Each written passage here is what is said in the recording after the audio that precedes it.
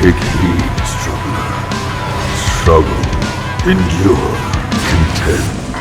For that alone is the sword of one who defies death. Do not forget.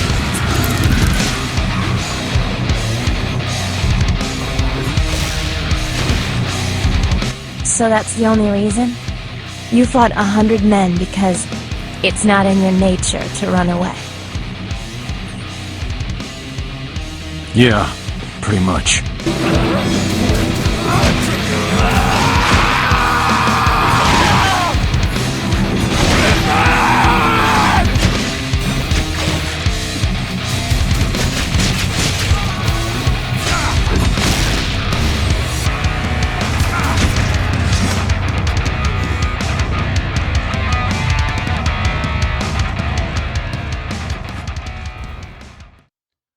Oh yeah, baby. She's dragging on my dogma till my darkness had arisen. Dragon's Dogma isn't just a game that was swept under the rug and forgotten by the masses.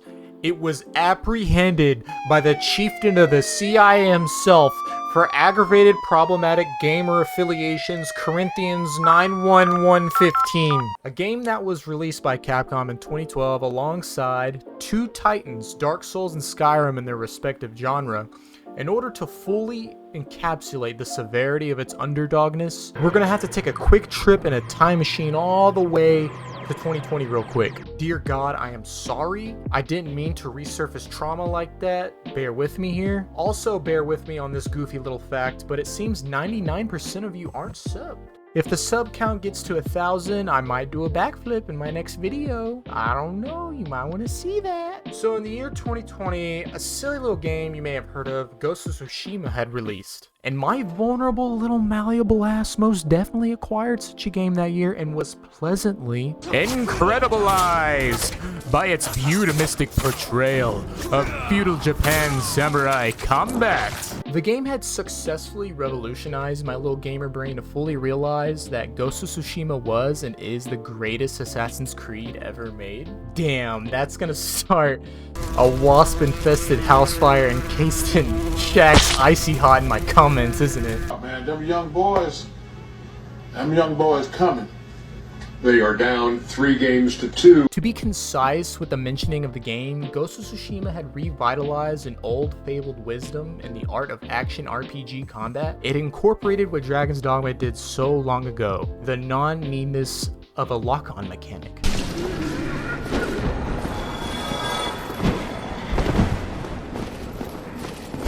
Dark Souls has that mandatory mechanic for a reason. The game is designed around its use. The problem is this design choice limits the player in a roundabout rotation, creating rigid structure. Deviate from the design choices and you'll only be met with challenge and inconvenience in an already titty-slapping ass game. Whereas Dragon's Dogma and Ghost of Tsushima alike accomplish something that its competitors most definitely fail at some degree: freelanced combative freedom for its player base. I'm a broken record at this point. My previous videos go on and on about such things, but it's to instill a point here. Capcom with Dragon's Dogma innovated on such a pivotal game design choice all the way back in 2012. A whole year before they started Harlem Shaking. Are you kidding me? That isn't just slept on, that's nighty-night, slumbered, it's time to go sleepy, and don't fucking wakey up, Don. Don't get me wrong, it's not a radical idea. Ayo, just don't make that motherfucker lock on, how about that? But this simple design change opens the player up to a myriad of possibilities. Ghost of Tsushima was praised for its combat design choices in 2020. So you may ask yourself, what happened with Dragon's Dogma in 2012? Contrary to beliefs no one has, Dragon's Dogma might not be a perfect video game?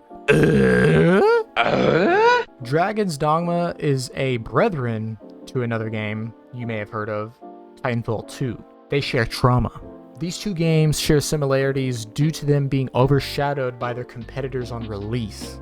In a capitalist world, it's kill or be killed. That's just how it be in this bitch.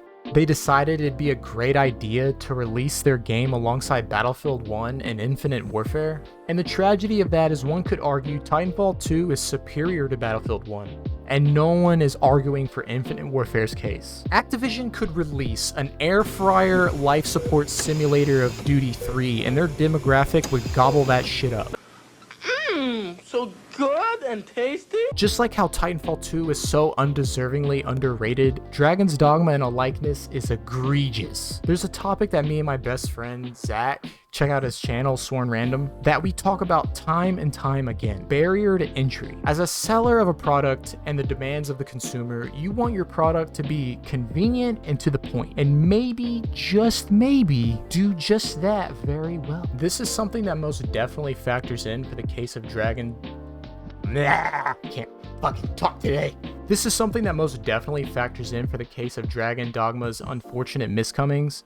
Like, say for instance, what if the first 15 seconds of my video played out like this? Okay guys, I'm doing a solo mage run, no pawns. I think if I just heal the enemies, they won't hurt me because I'm being nice to them, you know? Your ass most definitely would have clicked off. I know I would. The pace that your game plays upon its introductions are crucial, especially in the landscape of today's standards. If I didn't stimulate your little brain enough in the beginning of my video, you're out of there, and as you should. But in the hearts of the creator, this burns a great deal, especially if it's a simple mishap in the design of your product. Because on the other end of those raccoon ankles you didn't ask for in the sandwich lies a delectable piece of bacon. In my previous video, I talked about the carriage quest, and for good reason. This quest is something that some of you genuinely enjoy. I get that, I really do. This quest isn't the main proponent though. It's only a factoring in the main beast that held back the game's potential.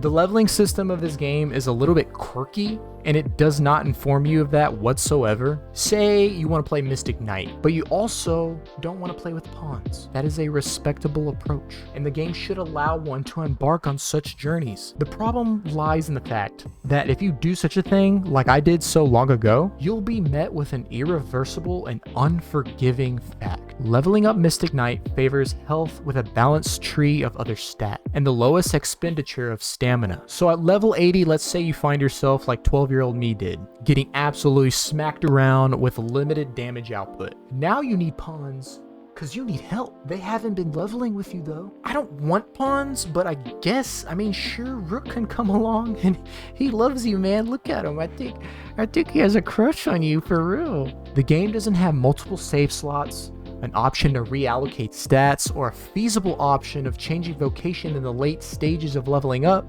due to how your stats distribute per vocation. This is a shame, especially if you're a Magic Archer main. The recommended building upon maining Magic Archer is a damn near requirement to play Sorcerer all the way to level 200 in order to fully enjoy the Magic Archer class due to its poor offensive growth. I don't care what anyone says, no. The gamer should have the option to play their desired vocation and be just fine. Keep in mind, this is the knowledge of an established Dragon's Dogma fan, not of the newcomer. We do not gatekeep here. We do not gatekeep. The first experiences of a Dragon's Dogma enjoyer can potentially be very, very rough. I, as a lover of builds, someone who enjoys Smite quite regularly in the MOBA genre, have no qualms with such a thing. The problem lies in the fact that maybe the leveling system in your RPG should be more intuitive for its player base, to help facilitate a healthier community. We are not aware of how stat leveling works in the beginning of the game, at least not actively enough. It is entirely possible to go through the game without having to worry about such things if you have a balanced party of pawns. There is, however, a possibility in the game that is devastating. Oh shit, that is devastating if you stumble upon it. Say you mained Magic Archer off the bat, unaware as a newcomer. You didn't run pawns. Your stat growth is unknowingly piss poor as you ventured onwards. You somehow find yourself in the late stages of the endgame and you can't kill the Ur Dragon or do anything late game because you were not aware of how the game operates. Now you are stuck in permanent purgatory, forever in limbo, with no way of reallocating your stats out of this hole you unfortunately dug yourself into.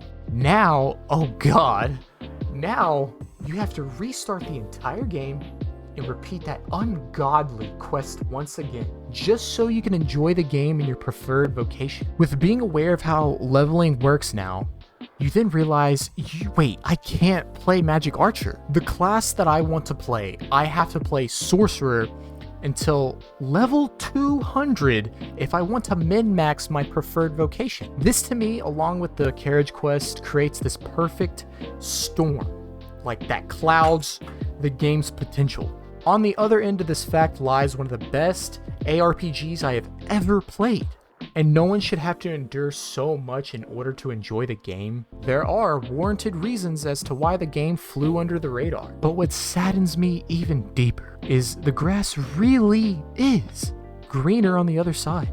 Dark Souls 3 has an option of respeccing no problems. Elden Ring has multiple save slots. The ever so beautiful changes for the quality of life could have made Dragon's Dogma mainstream for sure. Capcom has a beautiful opportunity at refining the sequel. Imagine instead of a horse mount like Elden Ring, we got a fucking dragon mount or a griffin mount with beautifully intuitive traversal of the supposedly large-ass map we're getting in DG2. Multiple save slots with every vocation. You were able to respec on the fly, and this is literally it. Now you have a Game of the Year contender. Whatever else you decide to saturate the game with is bonus points. An extra wheel of abilities at your disposal, I mean, why not? I really hope you enjoyed this video. Comment down below, tell me how your day's going so far. I read every single comment, I really do, I promise. I'd love to talk with you about your views on the Dragon's Dogma series. Also, maybe even suggest what you might want to see next. Love you guys, have an awesome day.